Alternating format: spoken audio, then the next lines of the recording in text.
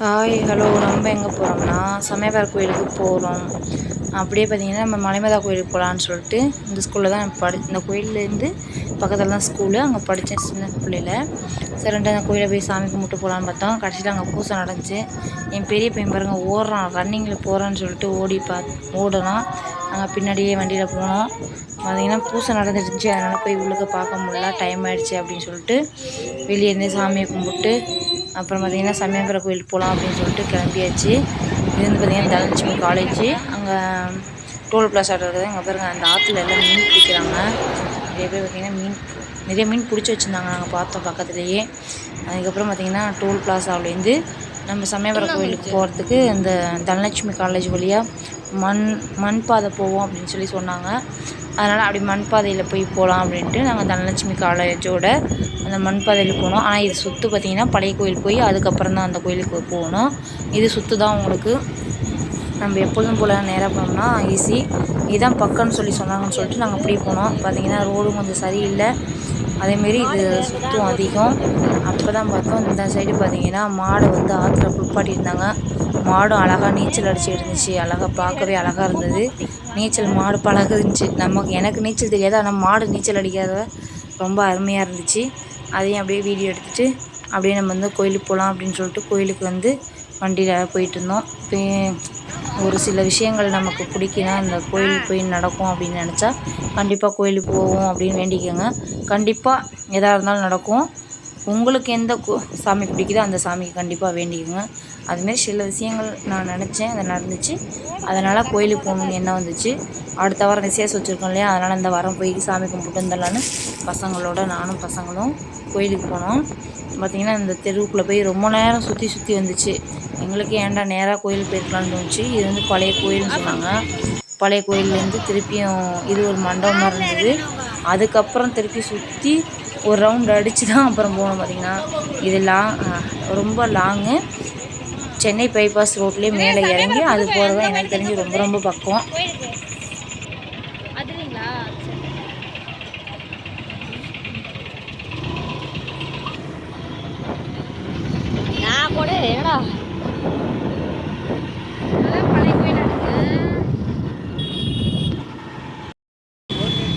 ஒரு வழியாக சமயபுரம் கோயிலுக்கு வந்துட்டோம். செம்ம கும்பல். பார்த்திங்கன்னா இன்றைக்கி ஞாயிற்றுக்கிழமைங்களா, அதனால் கும்பல் அதிகமாகவே இருந்தது.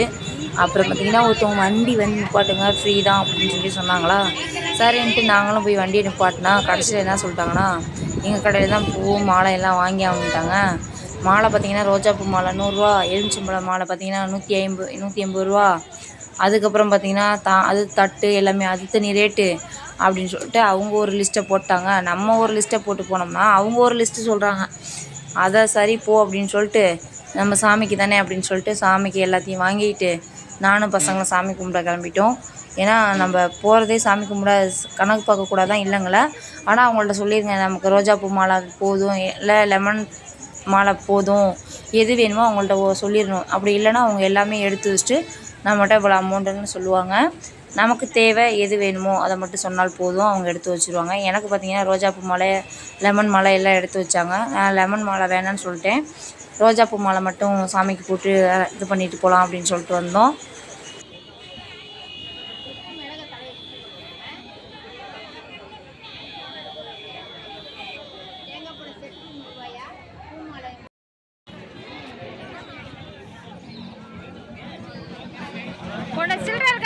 சூட ஊது பற்றி வாங்க,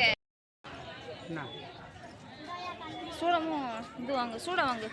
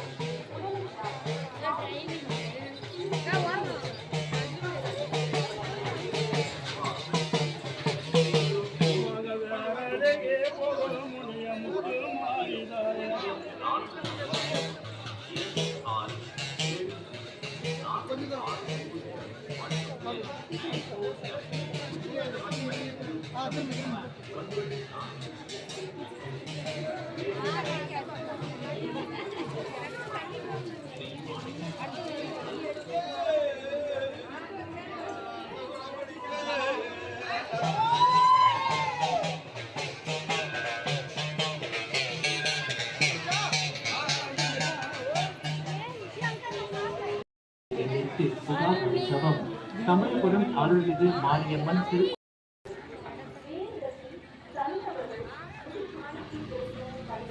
வடக்கு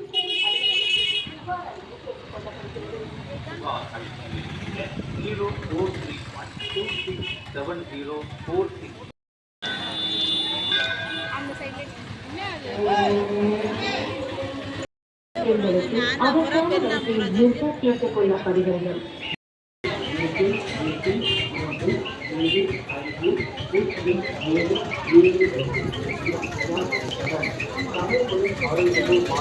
திருக்கோயிலுக்கு மாற்றுத்திறனாளிகள், கர்ப்பிணி பெண்கள் மற்றும் பச்சிளம் குழந்தைகளுடன் வரும் தாய்மார்கள், பக்தர்கள் எளிதில் சாமியார்கள் திருக்கோயிலில் நடத்தி நுழைவுமாறு அனுமதிக்கப்படுவர். பக்தர்கள் இடைத்தரகர்களை நம்பி பணம் கொடுத்து ஏமாற வேண்டாம். இடைத்தரகர்கள் மீது காவல்துறை நடவடிக்கை எடுக்கப்பட்டு வருகிறது. முதியோர் மற்றும் மாற்றுத்திறனாளிகளின் வசதிக்காக திருக்கோயில் சார்பாக பேட்டரிக்காக மற்றும் சக்கரமில்லா சக்கர நாற்காலிகள்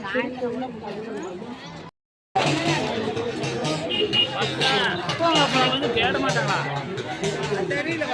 அதான் நானும் சொன்னாங்க.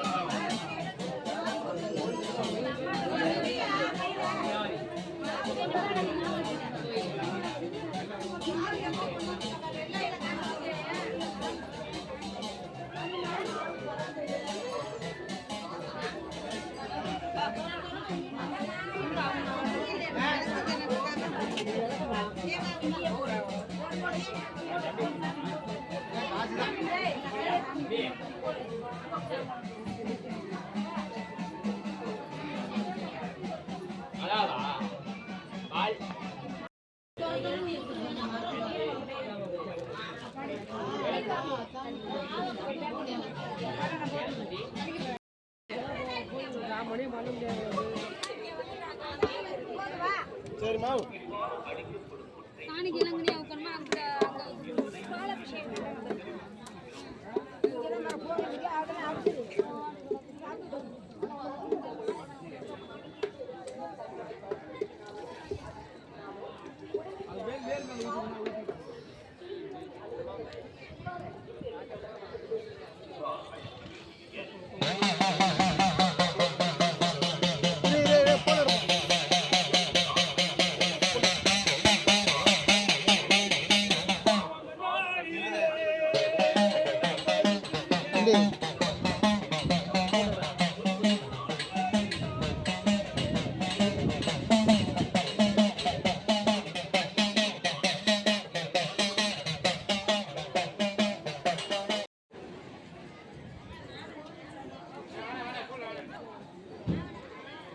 கீழே வந்து வண்டி மறந்துட்டா எப்படி போகிறது வண்டி?